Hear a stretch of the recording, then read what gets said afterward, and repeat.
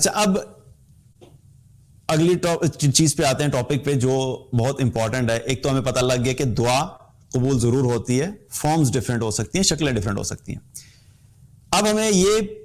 پتہ ہونا چاہیے کہ ہم اپنی دعاؤں کو قبول کیسے کروا سکتے ہیں. یہ بڑا امپورٹنٹ ہے، کیونکہ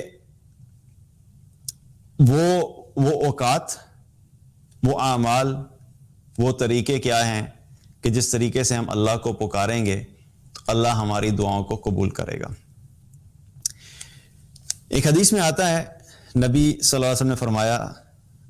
ترمذی کی روایت ہے، آپ صلی اللہ علیہ وسلم نے فرمایا کہ بندہ اگر مصائب کے وقت اللہ کو پکارتا رہتا ہے، اللہ سے دعا کرتا رہتا ہے، بلکہ اس طریقے سے ہے کہ اگر تم چاہتے ہو کہ مصائب کے وقت تمہاری دعائیں قبول ہوں تو تم اللہ کو فراخی کے دنوں میں کثرت سے پکارا کرو. ہم نے پہلے بھی بات کی کہ ہم اللہ کو اس وقت پکارنا شروع کرتے ہیں جب ہماری زندگی میں مشکلات آتی ہیں، مصیبتیں آتی ہیں، پریشانیاں آتی ہیں، بیماریاں آتی ہیں، مالی تنگی آتی ہے، اولاد کے ایشوز آتے ہیں. اس وقت ہم اللہ کی طرف متوجہ ہوتے ہیں اور ہماری دعاؤں کی جو ڈیوریشن ہے اور ہماری دعا مانگنے کی جو طریقہ ہے اور جو ہمارے اندر ایک فیلنگ ہوتی ہے دعا مانگتے ہوئے، وہ اس وقت جیسی ہوتی ہے، وہ عام حالات میں نہیں ہوتی. اس حدیث میں رسول اللہ صلی اللہ علیہ وسلم نے ہمیں بڑا زبردست فارمولا دے دیا کہ اگر ہم چاہتے ہیں کہ ہماری دعائیں مصیبت کے وقت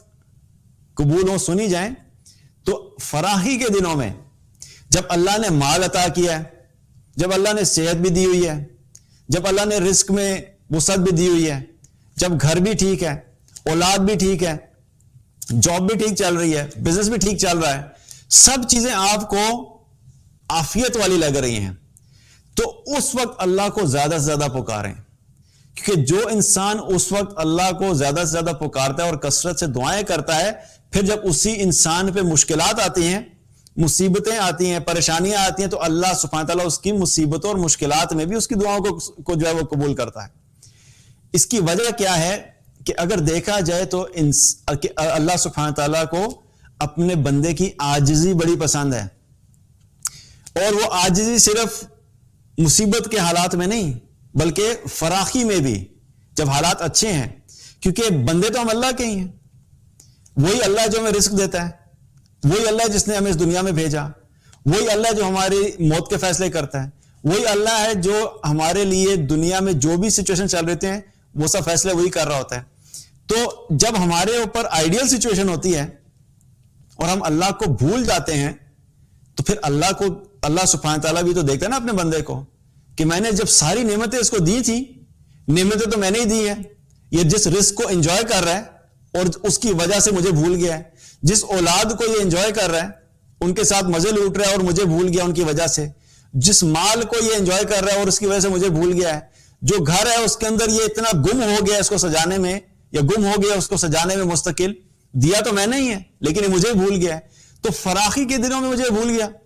سب کچھ میرا دیا ہوا تھا اور مجھے ہی نہیں پکار رہا، مجھ سے ہی دعا نہیں کر رہا. اور ویسے بھی اللہ سبحانہ تعالیٰ کو یہ بات پسند نہیں ہے کہ لوگ بندے اس سے دعا نہ کریں. اللہ کو یہ چیز زیادہ محبوب ہے کہ اس کے بندے اس کے سامنے ہاتھ اٹھائیں، دعائیں مانگیں، اس کے سامنے اپنی عاجزی کا اظہار کریں. اور یہ ویسے بھی دعا کا نہ مانگنا کیا ہے، یہ ایک قسم کی تکبر کی بھی نشانی ہے کہ ہم زبان سے تو نہیں کہتے لیکن ہمارا عمل اس چیز کی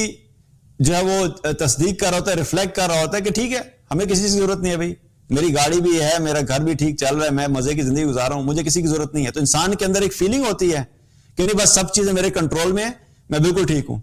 اور جو ہی چیزیں آؤٹ آف کنٹرول ہوتے ہیں تو پھر ہمیں اللہ یاد آ جاتا ہے. اس لیے کیا ہے، اس حدیث سے کیا پتہ لگتا ہے کہ اللہ سبحانہ تعالیٰ کو فراخی کے دنوں میں کثرت سے پکارنا اور اللہ سے دعائیں کرنا، تو جو شخص ایسا کرتا ہے تو پھر جب مصیبت کا وقت آتا ہے، آزمائشیں آتی ہیں، پریشانیاں آتی ہیں، تو اللہ سبحانہ تعالیٰ اس وقت بھی اپنے بندے کو پھر یاد رکھتا ہے. کیونکہ اس بندے نے اللہ کو فراخی کے دنوں میں یاد رکھا تو اللہ اس کو مصیبت کے دنوں میں یاد رکھتا ہے. تو فراخی کے دنوں میں کثرت سے دعا کرنا کیا ہے کہ اس سے بھی اللہ تعالیٰ دعائیں قبول کرتا ہے. دوسری چیز کیا ہے، نبی صلی اللہ علیہ وسلم نے فرمایا، صحیح مسلم کی روایت ہے کہ آپ نے فرمایا کہ بندہ اپنے رب سے سجدے کی حالت میں سب سے زیادہ قریب ہوتا ہے. تو بس تم سجدے کی حالت میں کثرت سے دعا کیا کرو. دعا اللہ سے ہم کسی حال میں بھی کر سکتے ہیں, کسی حالت میں بھی کر سکتے ہیں. ہم کھڑے ہو کے بھی کر سکتے ہیں, ہم بیٹھ کے بھی کر سکتے ہیں, ہم لیٹ کے بھی کر سکتے ہیں, ہم چلتے ہوئے بھی کر سکتے ہیں, ہم سواری پہ بھی کر سکتے ہیں. لیکن سجدے کی حالت میں, کیونکہ سجدے کی حالت ایسی ہوتی ہے کہ انسان اللہ کے سامنے اس سے زیادہ اپنی عاجزی کا اظہار نہیں کر سکتا کہ اپنا سارا جسم, ناک, ماتھا, سب کچھ جو بھی ہمارے شرف والی چیزیں ہوتی ہیں, جو عزت والی چیزیں ہوتی ہیں, ان سب کو زمین پہ رکھ کے اللہ کے سامنے یہ اظہار کرتے ہیں کہ اللہ بس ہم تیرے ہی بندے ہیں, ہم کچھ بھی نہیں ہیں, ہم بے بس ہیں, ہم بہت کمزور ہیں. اور جب سجدے کی حالت میں ہم دعا کرتے ہیں, اور ویسے بھی کہتے ہیں کہ اللہ کے بہت قریب ہوتے ہیں, تو جب قریب ہوتے ہیں اللہ کے, تو کیا ہے کہ اس حالت میں بھی دعائیں قبول ہوتی ہیں. تو سجدے کی حالت میں دعاؤں کا کرنا, یہ بھی جو ہے اللہ تعالیٰ اس کے ذریعے سے بھی کیا ہے, اللہ تعالیٰ دعا قبول کرتا ہے. اب اس میں تھوڑی سی بات بتا دوں کہ فرض نماز میں سجدہ جو کرتے ہیں اس میں دعائیں نہیں کی جاتی, اس میں جو ہم تسبیح پڑھتے ہیں وہی پڑھیں گے. نفل نمازوں کے اندر کیا ہے کہ دعا کی جا سکتی ہے اللہ تعالیٰ سے سجدے کے اندر, اور وہ جو مسنون دعائیں ہیں آپ ان کو پڑھ سکتے ہیں. اور اگر اپنی زبان میں کرنی ہے, عربی کی دعائیں نہیں آتی, تو پھر کیا ہے کہ بغیر نماز کے بھی اگر آپ سجدہ کریں گے تو سجدے کی حالت میں آپ اللہ کو پکار سکتے ہیں. نماز میں نہیں بھی ہے تو اس کے علاوہ بھی سجدہ کیا جاتا ہے, اور سجدے کی حالت میں اللہ سے دعائیں کی جا سکتی ہیں. تو سجدے کی حالت میں زیادہ سے زیادہ اللہ کو پکاریں, اور اللہ تعالیٰ دعاؤں کو سنتا ہے. اسی طرح ایک شخص نے نبی صلی اللہ علیہ وسلم سے پوچھا کہ اللہ کے رسول کون سی دعا ہے جو زیادہ قبول ہوتی ہے؟ تو آپ صلی اللہ علیہ وسلم نے فرمایا کہ رات کے پچھلے پہر کی دعا اور فرض نماز کے بعد کی دعا, دو چیزوں کا ذکر کیا. رات کا پچھلا پہر یعنی فجر سے پہلے کا جو وقت ہے, رات کا آخری حصہ, تہجد کے لیے بھی افضل وقت ہے وہ. اگر واقعی آپ کو محسوس ہو رہا ہے کہ دعا نہیں قبول ہو رہی, تو یہ بڑا آئیڈیل وقت ہے. اگر نہیں اٹھتے تو اس وقت اٹھ کے اللہ کو پکارنا شروع کر دیں, کیونکہ اس وقت میں ویسے بھی اللہ سبحانہ تعالیٰ پہلے آسمان پہ ہوتا ہے. اب پہلے آسمان پہ ہونے کا مطلب کیا ہے کہ اس کا مطلب یہ نہیں کہ اگر اللہ تعالیٰ اپنے عرش سے اوپر ہے تو اس وقت دعا نہیں سنتا, لیکن یہ ہم لوگوں کی تسلی کے لیے ہے. ورنہ تو جب ہم دعا کرتے ہیں تو اللہ سبحانہ تعالیٰ ساتویں آسمان سے اوپر ہے تب بھی سنتا ہے, لیکن ہمیں تسلی دینے کے لیے کہ تمہارا رب اور قریب ہے تمہارے, تاکہ ہمارے دل میں مزید اطمینان والی کیفیت پیدا ہو. تو اس وقت میں اللہ کو پکارنا. اور دوسرا کیا ہے, فرض نماز کے بعد جو دعا کی جاتی ہے, آپ صلی اللہ علیہ وسلم نے کیا فرمایا کہ اللہ اس کو قبول کرتا ہے. فرض نماز سے متعلق ایک چیز یہ ہے کہ میں ساتھ ساتھ اس لیے بتا رہا ہوں تاکہ کنفیوژن آپ کو نہ رہے. فرض نماز کے بعد جو اجتماعی دعا ہے وہ رسول اللہ صلی اللہ علیہ وسلم سے ثابت نہیں ہے, لیکن انفرادی دعا جو ہے وہ آپ فرض نماز کے بعد کر سکتے ہیں, اور کرنی چاہیے, کیونکہ وہ دعا کا وقت ہے اور جس کے بارے میں نبی صلی اللہ علیہ وسلم نے فرمایا کہ وہ اس میں دعا قبول ہوتی ہے. اسی طریقے سے اگر ہم چاہتے ہیں کہ ہماری دعائیں قبول ہوں تو ایک عمل اور کیا جا سکتا ہے. آپ جس مشکل میں ہیں, جس پریشانی میں ہیں, اپنی اس پریشانی اور مشکل کو دیکھیے. مثال کے طور پہ اگر آپ کے رزق میں برکت نہیں ہے, رزق کی تنگی آ گئی ہے, تو دیکھیے کہ آپ کے سوشل سرکل میں, آپ کے دوستوں میں, آپ کے فیملی میں, آپ کے آفس میں, آپ کا جو بھی سوشل سرکل ہے اس میں اور کس کو یہ پرابلم ہے. تو آپ یہ کریے کہ اس کے لیے یہ دعا کرنا شروع کر دیں. آپ کو رزق کی تنگی ہے اور آپ کے کسی جاننے والے کو بھی رزق کی تنگی آئی ہے, اپنے لیے تو دعا ہوتی ہے, لیکن آپ کیا کریں, آپ اس کے لیے دعا کرنا شروع کر دیں کہ اللہ اس کے رزق میں برکت عطا فرما, وسعت عطا فرما. جب آپ اس کے لیے دعا کریں گے تو کیا ہوگا کہ ایک حدیث میں آتا ہے, نبی صلی اللہ علیہ وسلم نے فرمایا کہ جب کوئی مسلمان اپنے دوسرے مسلمان کے پیٹھ پیچھے اس کے لیے دعا کرتا ہے تو اللہ تعالیٰ ایک فرشتے کو مقرر کر دیتا ہے, اور جب یہ دعا کرتا ہے تو وہ فرشتہ کہتا ہے آمین, اور تیرے لیے بھی اسی کی مثل ہو. تو آپ نے دعا کی دوسرے کے لیے, اور آپ کے لیے دعا کرے گا فرشتہ, اور آپ کیا کر رہے ہیں کہ آپ اس کے لیے دعا کر رہے ہیں, اس میں بھی اجر کہ دوسرے مسلمان کی خیر خواہی, دوسرے مسلمان کے لیے ہمدردی, اس کا اجر الگ, اور دوسرا اس دعا میں آٹومیٹیکلی آپ کو رپلائی آ رہا ہے فرشتے کے ذریعے سے, اور فرشتہ آمین بھی کہہ رہا ہے اور اللہ سے دعا کر رہا ہے کہ اللہ اس کے لیے بھی اسی کی مثل ہو. تو کیا ہے کہ آپ اگر کسی بھی مشکل میں ہیں تو یہ بھی دیکھیں کہ اگر اسی سے ملتی جلتی کسی کی کوئی مشکل ہے, آپ اس کے لیے دعا کریں. آپ پہ کوئی بیماری ہے, آپ کسی دوسرے کے لیے دعا کرنا شروع کر دیں, یا اللہ فلاں بڑا بیمار ہے اس کو صحت دے دے, یا اللہ فلاں کے کوئی یہ پریشانی ہے اس کی اس پریشانی کو دور کر دے. تو اللہ سبحانہ تعالیٰ فرشتے کے ذریعے سے آمین بھی کہلواتا ہے, اور آپ کے لیے بھی وہی دعائیں جو ہے وہ چل رہی ہوتی ہیں. تو اپنے لیے بھی دعا کریں, اس کا مطلب یہ نہیں کہ اب اپنے لیے دعا نہیں کی جا سکتی, اپنے لیے بھی دعا کریں, لیکن بالخصوص دوسرے لوگوں کے لیے دعا کریں. تو اس سے کیا ہے کہ ہمارے لیے جو ہماری دعا کی قبولیت کے چانسز ہوتے ہیں وہ مزید بڑھ جاتے ہیں. اسی طریقے سے دعا جو کی جا سکتی ہے وہ ایک جو طریقہ ہے دعا کا وہ کیا ہے کہ اپنے جو اعمال ہیں, جو آپ نے نیک اعمال اپنی زندگی میں کیے, ان اعمال میں سے کسی عمل کا واسطہ دیتے ہوئے اللہ سے دعا کرنا. یعنی آپ کوئی نیک عمل کرتے تھے اور آپ پہ کوئی مشکل آ گئی اور آپ دعا کرنا چاہتے ہیں, تو اپنے اس نیک عمل کا واسطہ آپ اللہ کو دے سکتے ہیں. مثال کے طور پہ کوئی شخص ریگولرلی تہجد پڑھتا تھا, تو وہ جب بھی کوئی مشکل آئی تو وہ اللہ کو یہ واسطہ دے سکتا ہے کہ اللہ میں یہ عمل جو کرتا تھا میں خالص تیری رضا کے لیے کرتا تھا, اگر یہ تیری رضا کے لیے کیا تو اس کو اس عمل کے بدلے میں یا اس وجہ سے میری اس مصیبت کو دور کر دے. اور اس کے لیے یہ ہمیں کہاں سے پتہ لگتا ہے؟ یہ ہمیں اس واقعے سے پتہ لگتا ہے جو بڑے ہی معروف واقعہ جو بخاری اور مسلم کے اندر موجود ہے, ان لوگوں کا, وہ 3 لوگ جو کہ غار میں پھنس گئے تھے. میں اس پورے واقعے پہ تو نہیں جاؤں گا, لیکن اس کو ایک جلدی سے ڈسکس کر لیتے ہیں کہ کس طریقے سے اللہ تعالیٰ نے ان کی مدد فرمائی. 3 لوگ تھے جو بخاری اور مسلم کی روایت ہے, اس کا مفہوم یہ ہے کہ نبی صلی اللہ علیہ وسلم نے فرمایا, 3 لوگوں کا تذکرہ کیا کہ 3 لوگ تھے جو کہیں پہ جا رہے تھے اور کسی وجہ سے وہ غار میں پھنس گئے. جب وہ غار میں پھنسے, اب غار سے نکلنے کا کوئی راستہ نہیں مل رہا تھا, تو انہوں نے ڈسکشن کی, آپس میں بات کی, تو یہ فیصلہ کیا کہ ہم اپنے کسی نیک عمل کا جو ہے وہ اللہ تعالیٰ کو واسطہ دے کے اللہ کو پکارتے ہیں. تو تینوں نے سوچنا شروع کیا کہ کون کون سا عمل ہے. ان میں سے ایک شخص وہ تھا, اس نے اللہ سے دعا کرنا شروع کی اور کہا کہ اللہ, میں جب بھی واپس جاتا تھا, میرے والدین جو بوڑھے تھے, میں جب واپس جاتا تھا تو پہلے میں ان کو دودھ پلاتا تھا, اس کے بعد میں اپنے بچوں کو اور اپنے گھر والوں کو دودھ دیتا تھا. لیکن ایک دن ایسا ہوا کہ میں واپس پہنچا اور میں نے دیکھا کہ میرے والدین جو ہیں وہ سو چکے ہیں. تو میں دودھ کا پیالہ لے کے ان کے پاس کھڑا رہا اور میرے بچے روتے رہے, لیکن میں نے اپنے بچوں کو بھی دودھ نہیں دیا. جب صبح ہوئی تو میرے والدین اٹھے, میں نے ان کو دودھ کا پیالہ دیا, جب انہوں نے پی لیا اس کے بعد میں نے اپنے بچوں کے لیے جو دودھ تھا وہ دیا. تو اگر یہ عمل میں نے خالص تیری رضا کے لیے کیا ہے تو ہمیں اس مصیبت سے نجات دلا. تو اس نے جب دعا کی تو پتھر جو ہے تھوڑا سا سرک گیا. پھر دوسرا شخص تھا, اس نے بھی اپنے ایک عمل کا واسطہ دیا,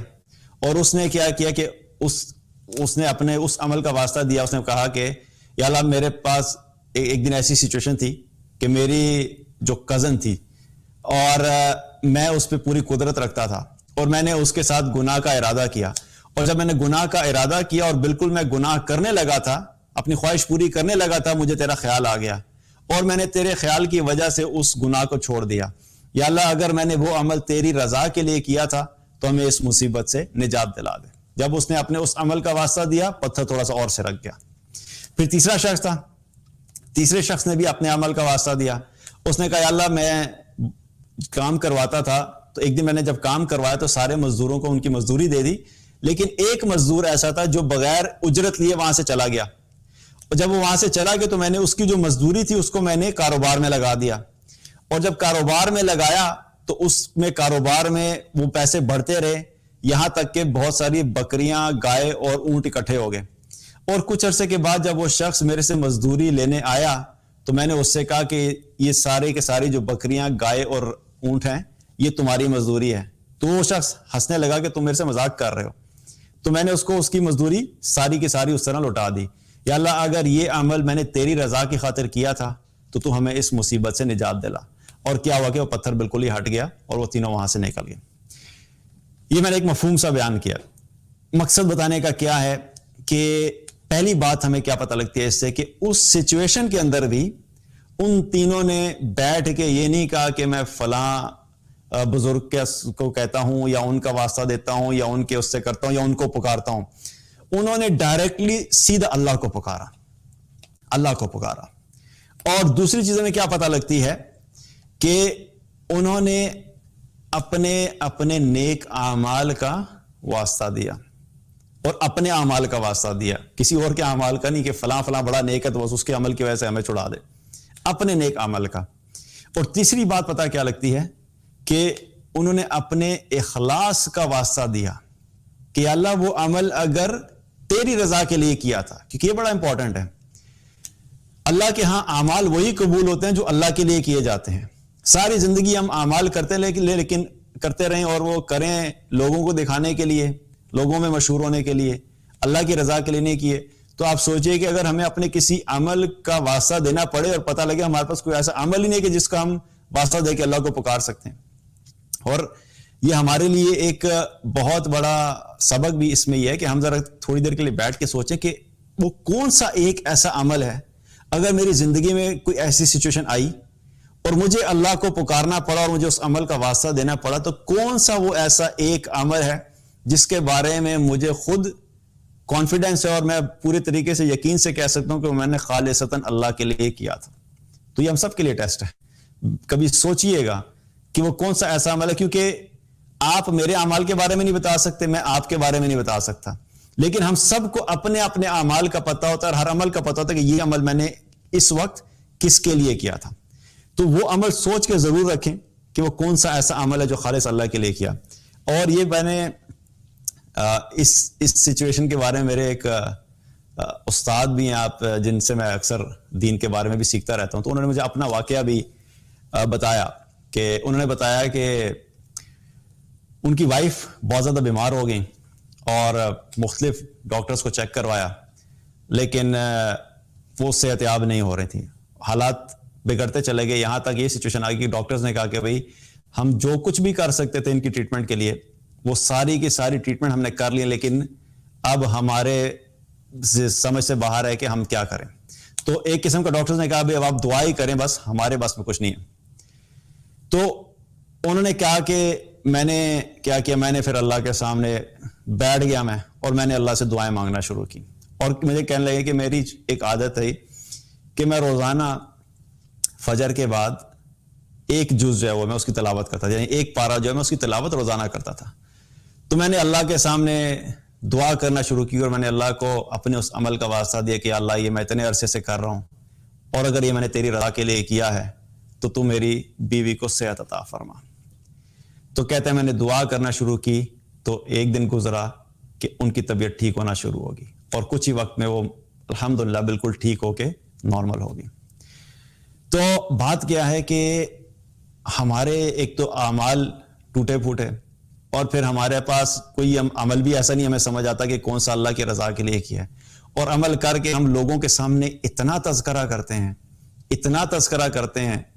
کہ جو تھوڑی بہت چانس ہوتا ہے نا اخلاص کا وہ بھی وہاں پہ ضائع ہو جاتا ہے. تو اپنے اعمال کی حفاظت کرنا یہ بڑا ضروری ہے. ایک تو اخلاص کے ساتھ عمل کرنا، پھر اس کی حفاظت کرنا، اس کی پروٹیکشن کرنا، کیونکہ کئی دفعہ یہ بھی ہوتا ہے کہ عمل جس وقت کیا ہوتا ہے اس وقت اخلاص سے کیا ہوتا ہے، بعد میں آ کے ساری دنیا کے سامنے ڈھنڈورا پیٹ کے کیا کرتے ہیں ہم اس کو ضائع کر دیتے ہیں. تو اللہ تعالیٰ ہم سب کی حفاظت فرمائے، اخلاص کا اعمال کرنے کی توفیق عطا فرمائے. تو کیا پتہ لگا کہ اپنے ان اعمال کا واسطہ دیتے ہوئے بھی اللہ کو پکارا جا سکتا ہے جو اخلاص سے کیے گئے ہیں.